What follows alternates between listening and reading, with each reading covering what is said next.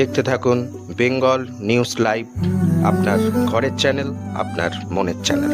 বঙ্গীয় সংখ্যালঘু বুদ্ধিজীবী মঞ্চের রাজ্য সভাপতি ওয়াইজুল হক সাহেব ঝটিকা সফরে আরামবাগে এলেন। এদিন তিনি এসে সাংবাদিকদের মুখোমুখি হয়ে আসন্ন বিধানসভা ভোট নিয়ে কি বলে গেলেন তা আমরা শুনে নেব। Bureau report, Bengal news live, Arambagh.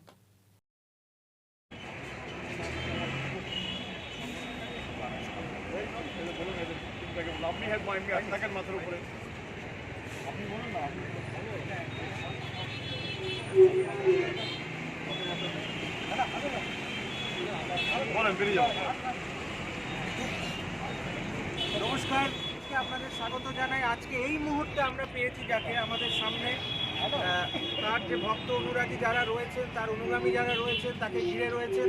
আমরা যাব একবারে এক্সক্লুসিভ কভারেজে, সেটা হচ্ছে বঙ্গীয় সংখ্যালঘু বুদ্ধিজীবী মঞ্চের যিনি সভাপতি, প্রেসিডেন্ট অধ্যাপক ওয়াইজুল হক সাহেবকে আমরা পেয়েছি। তাকে গুরুত্বপূর্ণ দু একটি প্রশ্ন আমরা করব।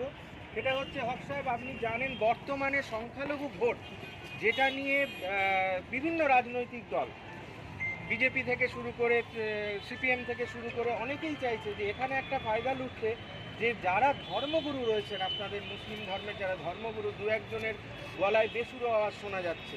এটা কি শুধুমাত্র এই সময়ে, এই ঠিক ভোটের আগে এই ধরনের মন্তব্য আমরা আগেও শুনেছি? আগের বিধানসভা ভোটের আগেও এরকম মন্তব্য শোনা গেছে। বিভিন্ন ধরনের ধর্মগুরু বিভিন্ন ধরনের বিতর্কিত মন্তব্য করেছেন। এবং ধর্ম নিয়ে এই যে রাজনীতি, বা রাজনীতিতে ধর্মের যে একটা ছোবল বলা যেতে পারে, বিশেষ করে সংখ্যালঘু ভোটে, এটাকে আপনি কিভাবে দেখছেন? প্রথমত আপনাকে বলি, বাংলার সংস্কৃতি, বাংলার আবেগ, বাংলার ভালোবাসা কোনো ধর্মগুরুদের রাজনৈতিক দ্বারাই প্রভাবিত হয়।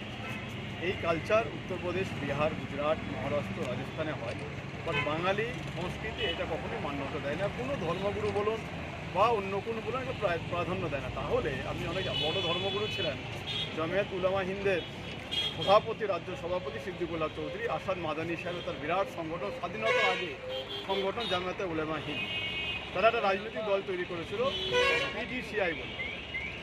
তার জামানত জব্দ হয়ে গেছে। ও যেখানে প্রার্থী হয়েছিল 25-30টা বেশি ভোট পায়, এবং যাই ধর্মগুরু আপনি ইন্ডিকেশন দিতে চাইছেন, নাম নেব না, তার থেকে অনেক বেশি পপুলারিটি ওনার ছিল।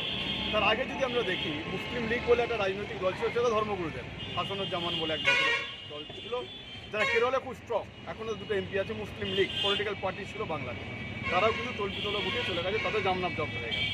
অর্থাৎ ধর্মগুরুদের ধর্ম সবাই সভা পায়, রাজনৈতিক প্রাঙ্গণে তাদের সভা পায় না। বাংলা এই নিয়ে আমরা অডিট নয়, আমরা চিন্তিত নই, এই নিয়ে আমরা ভাবছিও না। বাংলায় মমতা বন্দ্যোপাধ্যায় ছিলেন, আছেন, এবং 2021-এ মমতা বন্দ্যোপাধ্যায় বিপুল মেজরিটি নিয়ে হ্যাট্রিক করেন। ধন্যবাদ হক সাহেবকে। এবং শেষ প্রশ্ন একটা করতে চাইছি, যেটা এখন অত্যন্ত গুরুত্বপূর্ণ প্রশ্ন, সেটা হচ্ছে, আজকে আপনি জানেন যে হুগলি জেলার চুঁচুড়ার ডানলপ ময়দানে প্রধানমন্ত্রী নরেন্দ্র মোদীজি এসছেন এবং তিনি সভা করছেন। হুগলি জেলা থেকেও অনেক মানুষ গেছেন ওখানে যোগদান করতে। তো একটা জিনিস আমরা বারবার দেখতে পাচ্ছি যে একদিকে মমতা বন্দ্যোপাধ্যায়, আর একদিকে দেখা যাচ্ছে এমনকি প্রধানমন্ত্রী থেকে শুরু করে স্বরাষ্ট্রমন্ত্রী থেকে শুরু করে সবাই তো আসছেনই, তার সাথে এই মুহূর্তে সিবিআই আর ইডি অত্যন্ত তৎপর হয়ে গেছে। এই ব্যাপারে আপনি কিছু বলতে? হাওয়াই চপ্পল আর শাড়িকে সবাই ভয়, দিল্লি কেঁপে গেছে, দিল্লিকে কাঁপিয়ে দিচ্ছেন মমতা বন্দ্যোপাধ্যায়।